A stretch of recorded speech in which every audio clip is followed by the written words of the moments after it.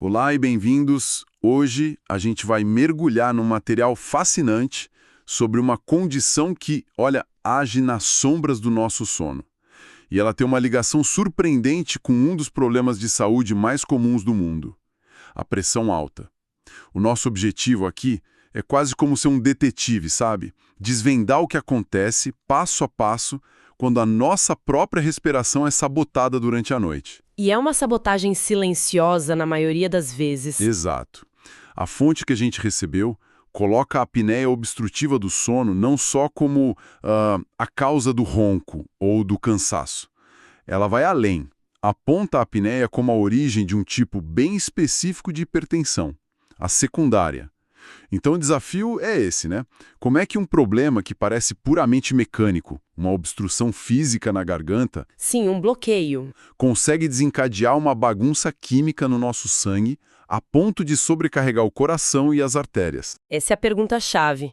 O que temos aqui é tipo uma cadeia de dominós.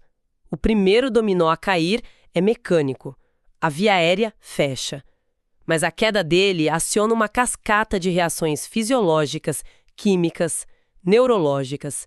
Elas reverberam pelo corpo todo. É uma demonstração poderosa de como tudo está conectado, de uma forma que a gente nem imagina. Ok, vamos começar a investigar pela cena do crime então. A fonte descreve o problema central como uma obstrução. O que está acontecendo fisicamente ali na garganta? De onde ela surge? Certo. Imagina a nossa garganta, ali na região das cordas vocais, como uma passagem de ar. A fonte indica que em algumas pessoas existe um excesso de tecido mole, ou de músculo, nessa área. É como se a passagem fosse um pouco mais acolchoada. Entendi. Durante o dia, quando a gente está de pé e os músculos têm tônus, isso não chega a ser um problema. O ar passa. Mas à noite? Aí tudo muda. Exatamente. Quando a gente adormece e entra em sono profundo, os músculos do corpo todo relaxam, incluindo os da garganta. Aquele tecido extra, aquela aba de músculo também relaxa. E pela ação da gravidade, ela desaba sobre a via aérea. Quase como uma cortina caindo sobre a traqueia. E o corpo não consegue simplesmente empurrar essa cortina para fora ao respirar. Então, a dificuldade maior, segundo o material, está na expiração, na hora de soltar o ar. O ar até consegue entrar com um certo esforço, mas na hora de sair, a passagem está parcialmente bloqueada. A expiração, que deveria ser um processo passivo, relaxado, né? Certo. Ela se torna um esforço ativo, uma luta. E aí que o problema realmente começa. Se o ar não sai como deveria, O dióxido de carbono, que é o lixo da nossa respiração, não sai com ele.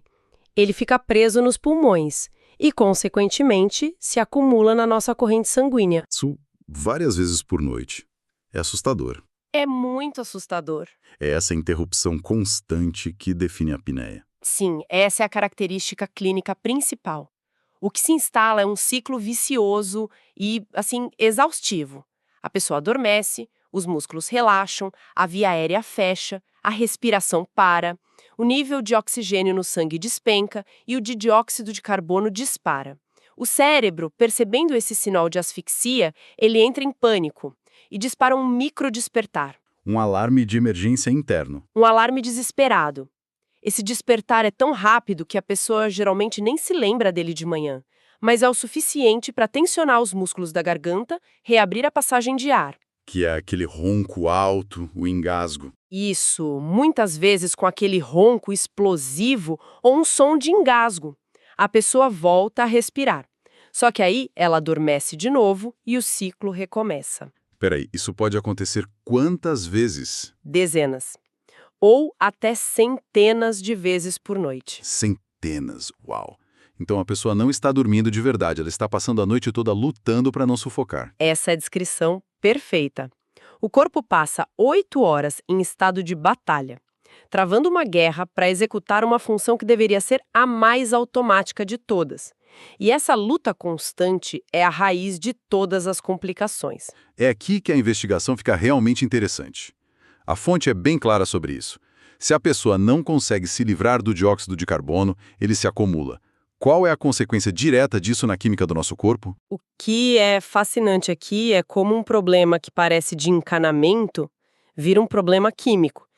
A fonte nos lembra de uma fórmula fundamental da bioquímica, sabe?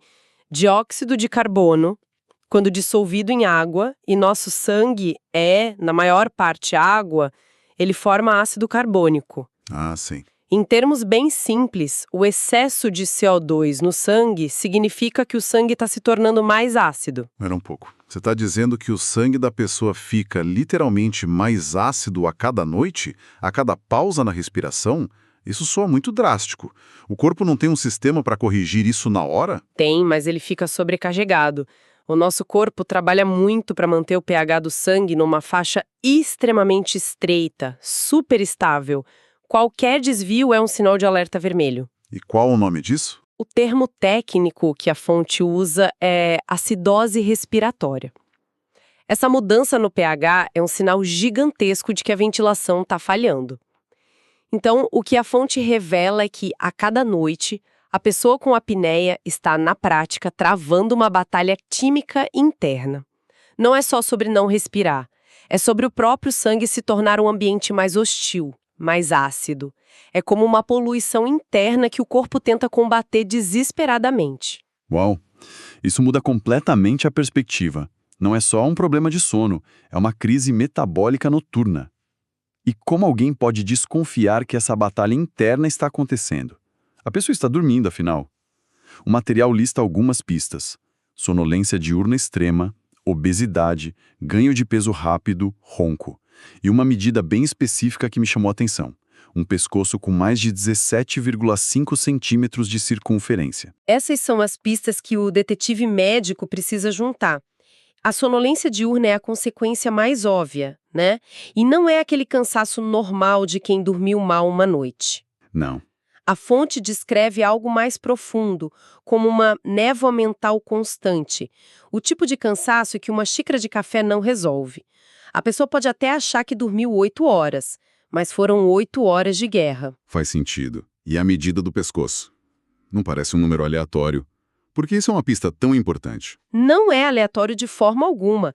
A fonte destaca essa medida porque um pescoço mais largo geralmente significa mais tecido mole, mais gordura acumulada ao redor da via aérea.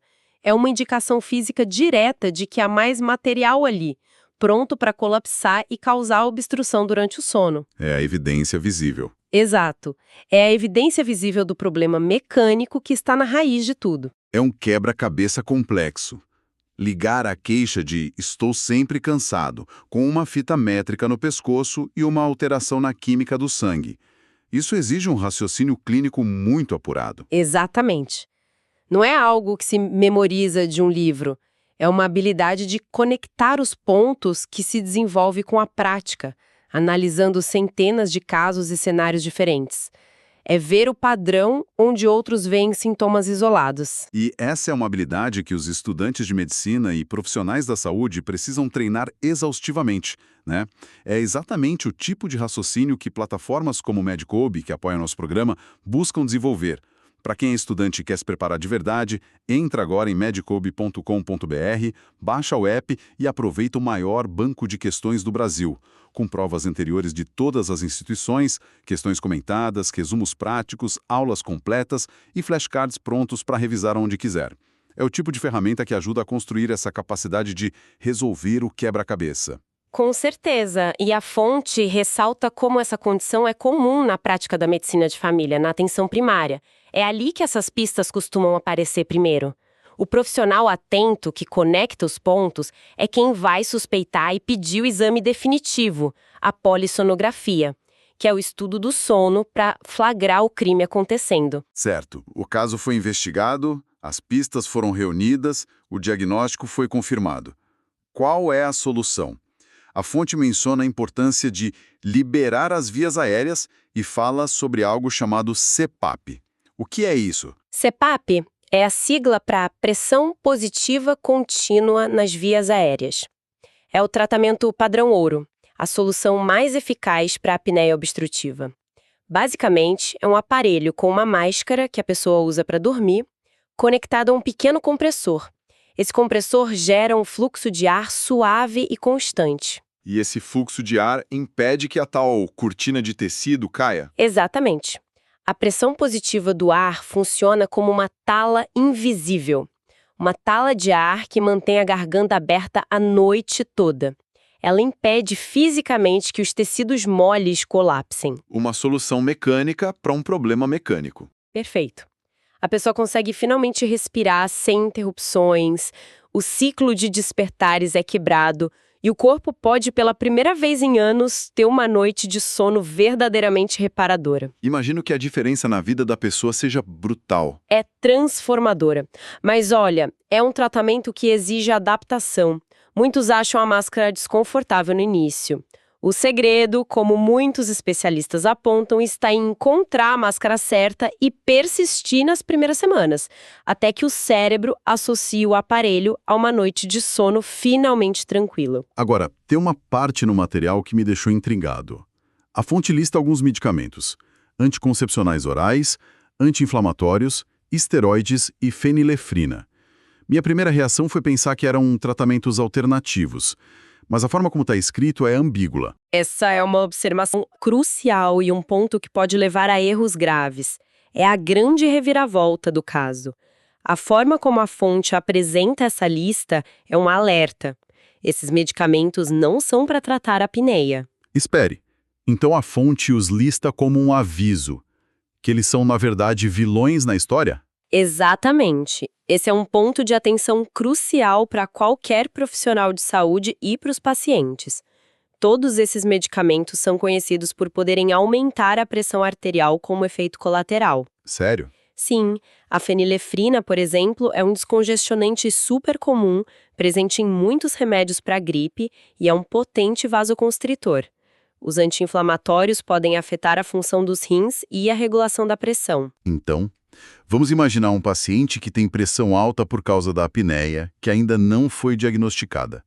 Ele vai a uma farmácia, compra um descongestionante com fenilefrina para um resfriado. E sem saber, está jogando gasolina no fogo.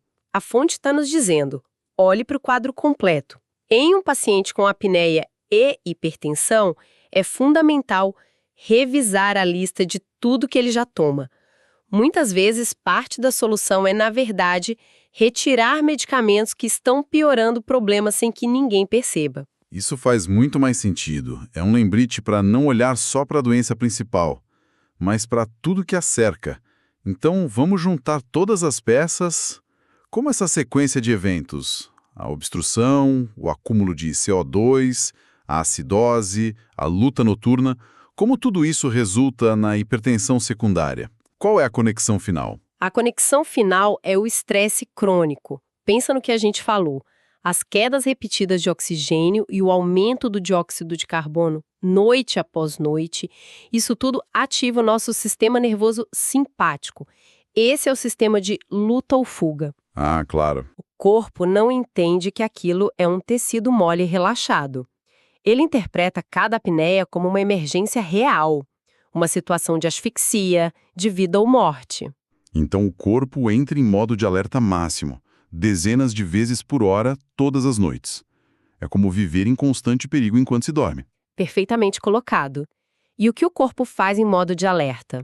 Libera hormônios do estresse, como adrenalina, o coração dispara, os vasos sanguíneos se contraem para tentar levar oxigênio mais rápido para os órgãos vitais. A cada apneia, a pressão arterial sobe. No começo, ela volta ao normal durante o dia. Mas com o tempo. Com o tempo, essa ativação noturna repetida reprograma o sistema cardiovascular. O corpo se acostuma a esse estado de alerta. Os vasos sanguíneos perdem elasticidade, o coração trabalha mais sobrecarregado. E a pressão arterial, que antes só subia durante as crises noturnas, passa a ficar elevada o tempo todo, mesmo durante o dia. E essa é a hipertensão secundária. Essa é a hipertensão secundária. Ela não surgiu do nada, ela é uma consequência direta, um sintoma de longo prazo de outra doença, a apneia do sono. Resumindo a nossa investigação, começamos com uma cena do crime aparentemente simples, um bloqueio físico na garganta, vimos como isso desencadeia uma reação química em cadeia, tornando o sangue mais ácido, e isso, por sua vez, dispara um alarme de emergência constante no corpo, que acaba por desgastar o sistema cardiovascular, resultando em pressão alta crônica. A chave de tudo parece ser reconhecer as pistas e entender o que está acontecendo por trás da cortina. Precisamente. É a prova de que um problema que parece apenas respiratório e localizado, na verdade tem consequências sistêmicas. Não se pode tratar a hipertensão desse paciente de forma eficaz, com um simples antihipertensivo, sem antes resolver a causa raiz, que é a apneia. É preciso tratar o que acontece à noite para consertar o que está errado durante o dia. E para deixar o nosso ouvinte com algo para refletir, a fonte que a gente analisou foca especificamente no tipo obstrutivo da apneia do sono, que é o mais comum e tem essa causa mecânica. Isso levanta uma questão importante. Que outros tipos de distúrbios respiratórios do sono existem? Será que o cérebro também pode ser o culpado por esquecer de mandar o sinal para respirar? E se sim, será que os impactos no corpo seriam os mesmos? Ou a gente estaria diante de uma investigação totalmente diferente?